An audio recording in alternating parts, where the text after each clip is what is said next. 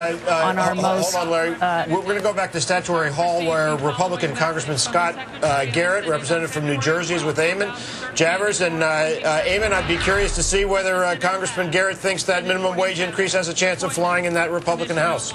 Yeah, John, that's one of the questions. A little chaotic here. This place got really crowded, so we're getting bumped and jostled around a little bit. But Congressman Garrett is joining us right now. And, Congressman, let me ask you the question that John Harwood just put to me. What do you think of that minimum wage increase? What's your reaction to what the president had to say tonight? So my reaction is we've heard a lot of this in the past. I could be optimistic if this was the first time the president said it, but I've heard it year in, year out. What we're really looking for is a pro-growth administration, one that will actually get jobs created, to get rid of some of the regulation, get my constituents back in the workforce again and better paying jobs. You really didn't hear any details that would facilitate that. You heard the 30,000-foot rhetoric level, but no true policies that will implement that pro-growth economy that we need in this country. What was the feeling inside the room as you were listening to the speech? A lot of it was sort of workmanlike through the middle, and then we came to sort of an emotional ending. Yeah. What was your take as you were listening? Yeah, maybe, as I said before, a little bit of frustration with it.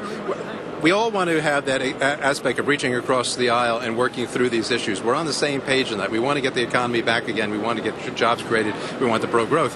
But when the president just gives us the same points that he has in the past, you know, in 2010 he said he's going to pivot to growth. When in 2011 he said he's going to pivot now to job creation. He's pivoted so many times.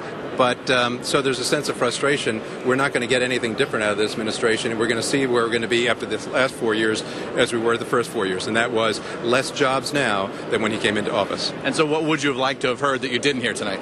Well, he talked about regulation. He wants to cut the red tape. I'm on board with that. But his administration, of course, passed Dodd-Frank, over 400 new regulations. His administration passed energy regulations coming out of the EPA that are going to suppress energy creation on public lands as well. I would like to see more specifics on how you actually get a growing, more prosperous economy with less red tapes and more details on it, as opposed to the rhetoric that we've heard in the past. Great. Congressman, thanks so much for joining us. Appreciate it. Guys, I'm going to send it back to you here. We've got another...